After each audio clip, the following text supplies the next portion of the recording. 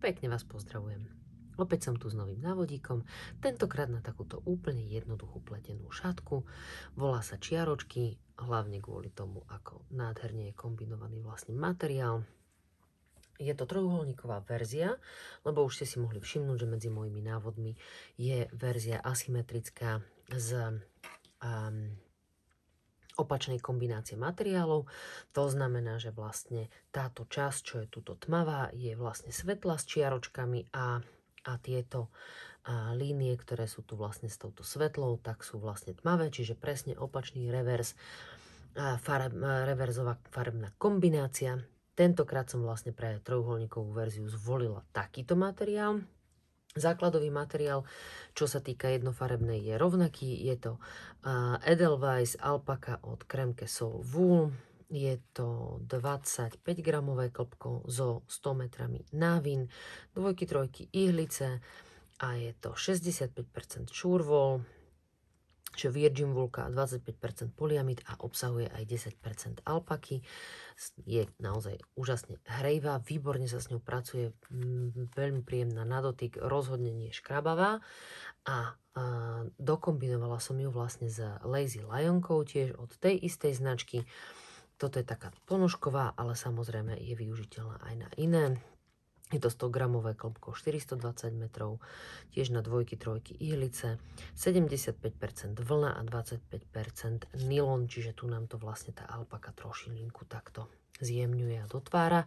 Takto krásne sa vlastne táto kombinácia farby, to je 002 farba z Lazy Lioniek, vyfarbila do kontrastu vlastne s touto svetlou. Alpaka je 15, Edelweisska 15 farba z týchto malých klbiek a takto nádherne, krásne vlastne tie farby sami vytvorili tie čiaročky, podľa čoho vlastne je aj nazvaná tá šatka. Návod je úplne jednoduchý, ako môžete vidieť, je to vlastne hladko z lícovej strany a obrátko z rubovej, čiže nič komplikované, akurát si ukážeme spôsob pridávania na bokoch a pri vlastne stredovej línii, stredovom očku. A čo ešte bude dôležité, bude vlastne to striedanie farieb.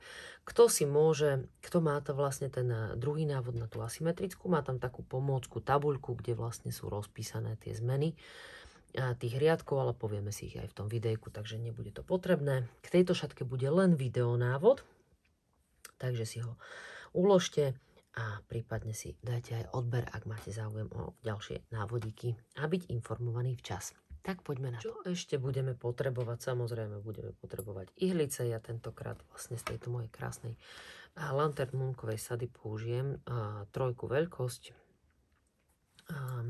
plus samozrejme lanko. To sú vlastne pomôcky na dotiahnutie, lebo je tam kľúčik. 4 markery. Prečo 4 markery? Pre označenie okrajového pridávania a samozrejme stredového očka, pri ktorom musíme dávať pozor, pretože rozširujeme vlastne aj v strede tú šatku. Takže odporúčam 4. Tie, ktoré ste zbehle v pletení a nemáte s tým problém si to sledovať, tak tie markery nepotrebujete, ale každopádne je fajn, keď poslúžia pri takej tej automatizácii, kde už vlastne my, čo zvykneme štrikovať aj poslepiačky, ako sa hovorí, tak nás ten značkovač zabrzdí a povie, že a hop, tu musím niečo urobiť, takže preto 4, ja si ich stále vlastne používam. Kto ich nepotrebuje, nemusí ich používať. Pre tých, ktorí sa s ihlicami ešte len zoznamujú, tak rozhodne odporúčam 4. Poďme si pripraviť ihlice. Tentokrát pre účely videa použijem vlastne tú kombináciu, ktorú som použila na tej asymetrickej verzii, čiže vlastne budeme mať opačný ako keby efekt vlastne, že nám tieto línie tmavej vlastne bude lemovať vlastne svetlá ako keby táto vlastne čiaročková Super Soke Silk Color s Edelweisskou alpakou. Tak poďme na to. Keď už máme všetko pripravené, tak ideme na to. Ja si vždy nechávam takú dlhšiu nitku na začistenie, lepšie sa s ňou manipuluje, ale samozrejme, ako vám je dobré, ktorým stačí 5 cm, tak si tam nechajte kľudne 5, potrebujeme si nahodiť základných 5 očiek, takže dám si nitku a teraz takto podberiem očko, zoberiem túto nitku sem a pomedzi si nahodím jedno očko, čiže už mám 2 a pridám si ešte ďalšie 3. Takže ešte raz spodnú nitku, vrchnú a cez stred naspäť 4 a ešte 1 a 5. A môžeme ísť na to hneď aj zo vzoru. Čo ešte budeme potrebovať, bude samozrejme počítadlo riadkov. Počítadlo riadkov nám vlastne bude počítať všetky tieto riadky, ktoré robíme, hlavne túto časť, kde máme vlastne 40 riadkov po sebe nasledujúcich s jednou farbou, alebo respektíve túto 10, aby sme to nemuseli pracne si manuálne odpočítavať. Takže počítadlo riadkov, toto konkrétne je vlastne Knitting Round Counter od Coco Knits. Akékoľvek iné máte, alebo si iba značíte riadky, je to na vás, každopádne ho budeme potrebovať. Poďme na to teda.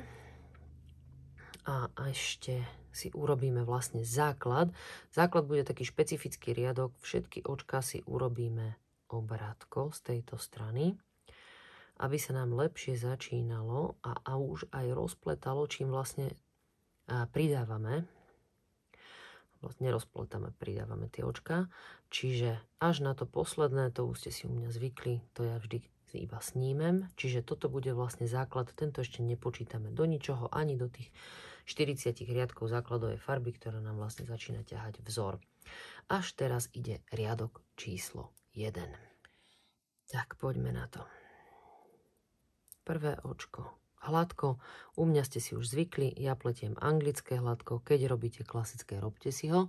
A bude trošička zmena, že vlastne to pridávanie na stranách budete robiť presne opačne, aby vám tie očka pekne sedeli. Ak robíte anglické, tak postupujeme následovne. Okrajové očko hladko.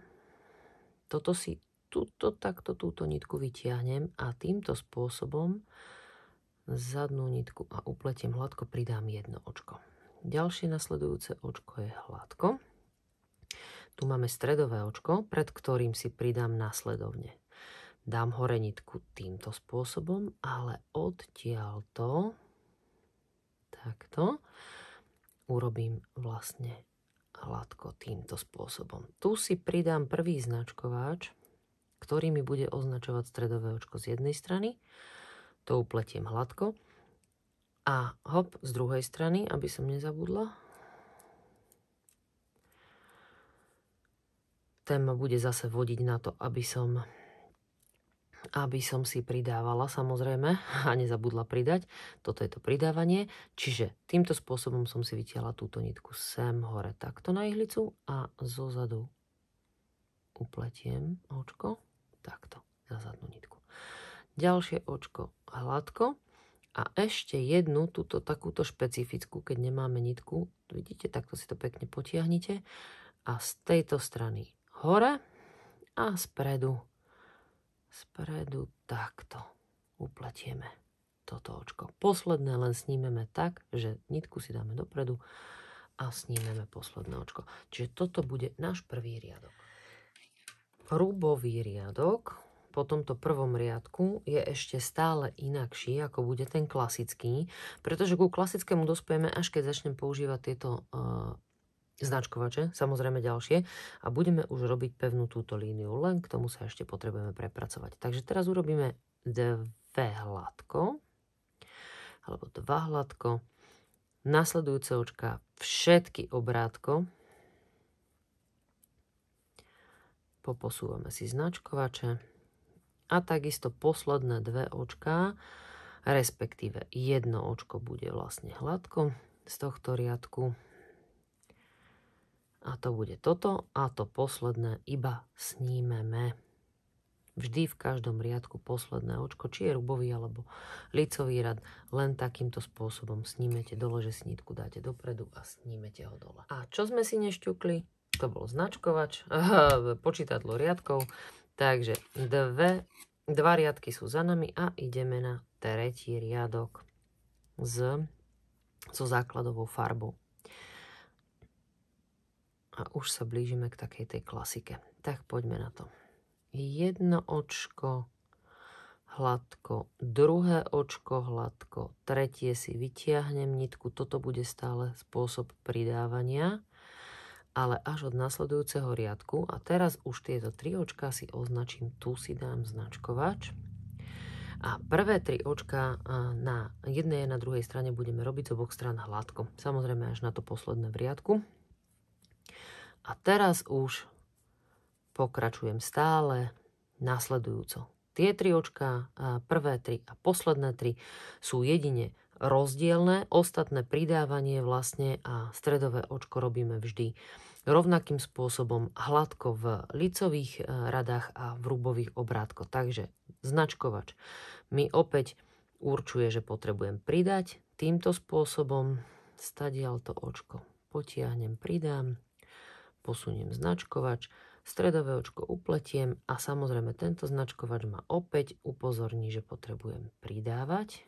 Takže pridám a mám 2 očka hladko.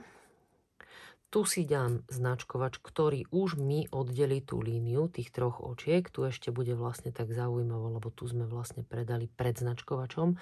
Už v tých nasledujúcich riadkoch stále len v lícových, nikdy nie v rubových.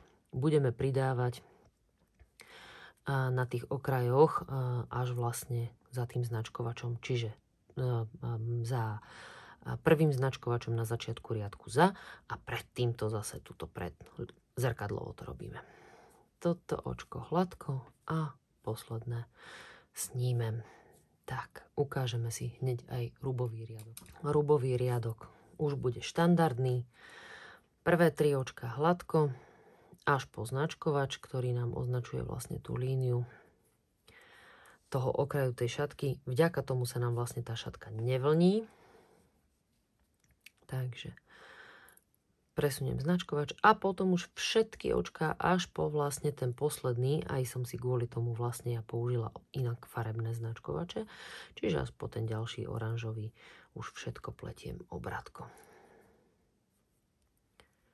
Všetky očká až áno na to posledné, ktoré si len snímeme.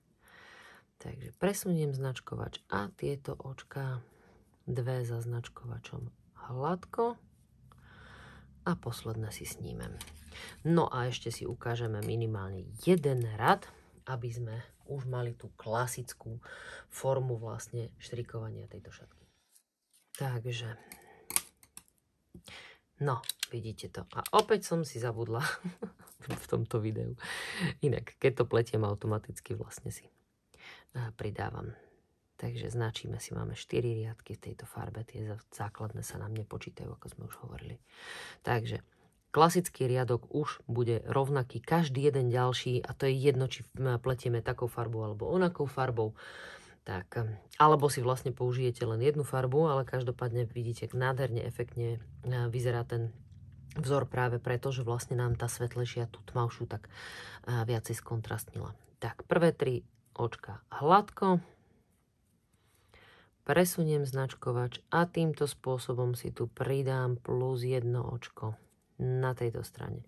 Všetky očká až po stredový značkovač. Hladko samozrejme, lebo zmena v lícovom rade. Tuto si vytiahnem opačne, vyložím a z tejto strany pridám takto 1 očko. Značkovač presuniem, stredové očko upletiem hladko a ďalší značkovač mi hovorí, že aj tu musím pridať, ale zase opačne, čiže tak ako na začiatku riadku. Týmto spôsobom. A opäť všetky očká až po posledný značkovač budú hladko v riadku. A samozrejme pred týmto značkovačom opäť budem pridávať 1 plus, ale z tejto strany z prednej. Takže. A tieto hladko takisto a posledné už len snímeme. A ťuk, nezabudneme si poznačiť, že máme 5. riadok. Ešte si ukážeme aj ten rubový. Takže a ten klasický rubový riadok. V rubových riadkoch nepridávame, tam dávame len pozor. Čo sa nám jediné mení sú vlastne 3 prvé a 3 posledné očka. Inak pletieme všetky očka obrátko. Bez pridávania. Takže prvé 3 hladko.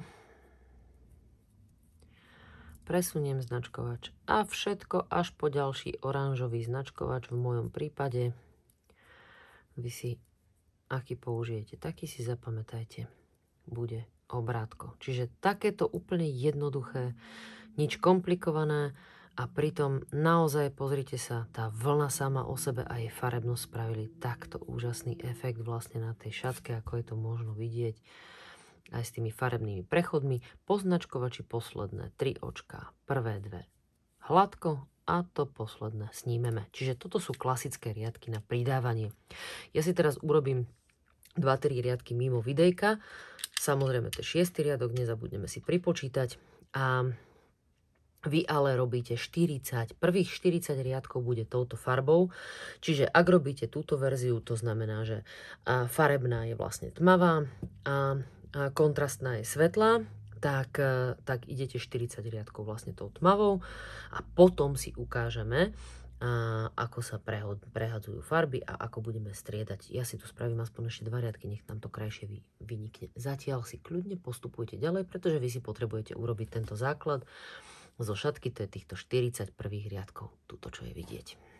No a keď máme vlastne ten základ urobený, tak si ukážeme, ako si budeme nadpájať novú farbu. Mne tu ešte zostalo vlastne z tej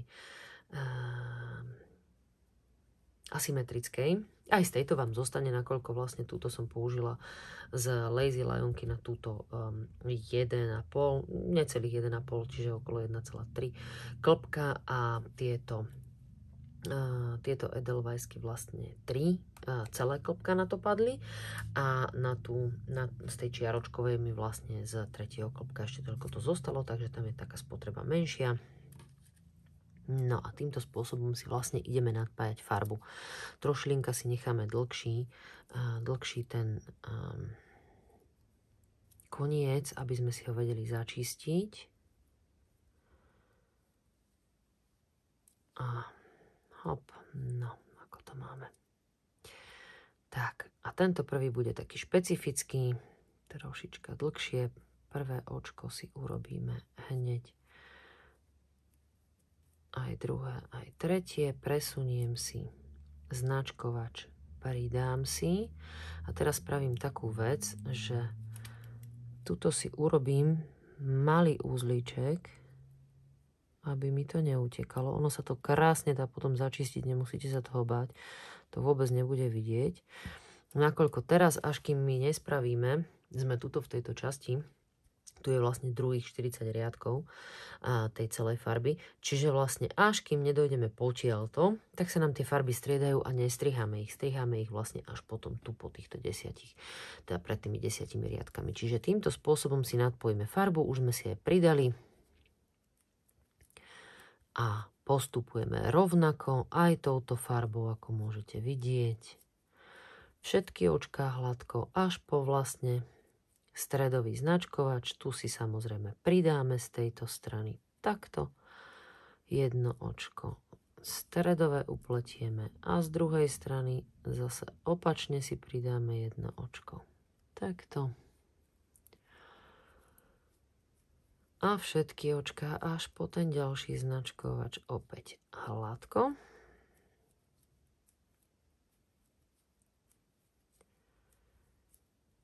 A samozrejme pred značkovačom pridávanie na bočnej strane.